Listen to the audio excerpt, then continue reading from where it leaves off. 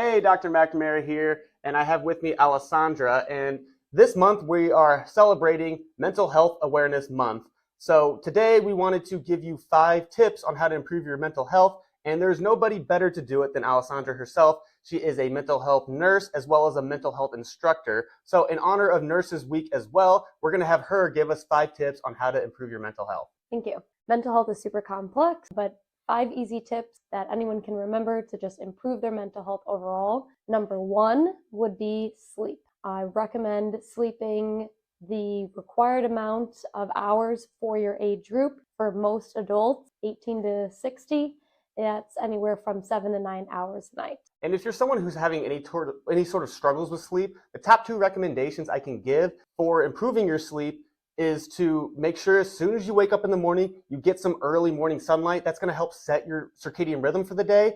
And then also get in some sort of physical activity throughout the day as well. That's going to really help improve not just falling asleep, but the quality of sleep as well.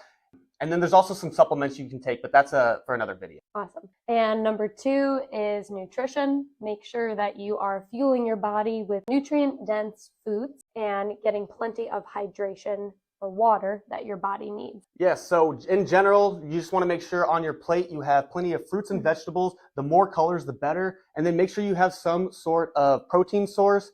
And then another thing that is very important when it comes to mental health is making sure you have you're getting enough polyunsaturated fatty acids in the forms of EPA and DHA. That's going to be good for your cardiovascular health as well as your mental health. So look into fish oils, krill oils, or just eating good fish as well. Mm-hmm. And we could make another video about this to go on, but serotonin is a neurochemical that is imbalanced when people are experiencing anxiety or depression. And over 90% of serotonin is produced in the gut. So there's a lot of research to support the mind-gut connection, and the food that we put into our body really does impact our mental health overall. Number 3 is movement. So movement can be any type of movement. You could be exercising in the gym, weightlifting, yoga class, bike riding, swimming, or even just walking, getting outside and walking. Whatever you can do for your baseline activity level, start small and work your way up.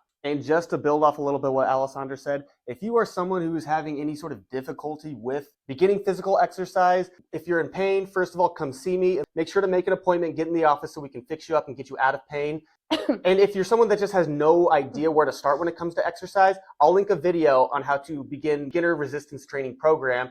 And there's some cardio recommendations in there as well. And I can speak on his recommendations for exercise. Has been very helpful for me personally. Number 4 is connectedness. So connecting with other people. Human beings are species that really thrive on being social and our connections with others. A lot of mental health illnesses or disorders relate to feelings of isolation or being alone. So making a connection with either your loved ones, a friend, or even just someone at the grocery store that you see, connecting with someone in some way. And finally, number 5 is self-care. And self-care activities can be a lot more than getting your nails done. Self-care activities can be prayer, reading, cooking a meal, listening to music, maybe even exercise. It's really something that you're doing for yourself to de-stress or nourish your soul and well-being. And just one final thing to add to that last thing Alessandra said is, if you are someone who's struggling to find one of these self-care activities, I recommend just trying anything new that you haven't done before. It's going to help improve neuroplasticity, which neuroplasticity is the ability to our brain to make different connections and to kind of rewire the way our brain works. And that can have a very large impact on our mental health. So it's very important to do new things, especially difficult things as well. Hopefully those 5 tips were helpful for you. And just to recap them again, we had sleep, nutrition, movement, connectiveness, and self-care. So guys, thank you for watching. And if you like this type of information, please like and subscribe for more health and wellness. Thank you.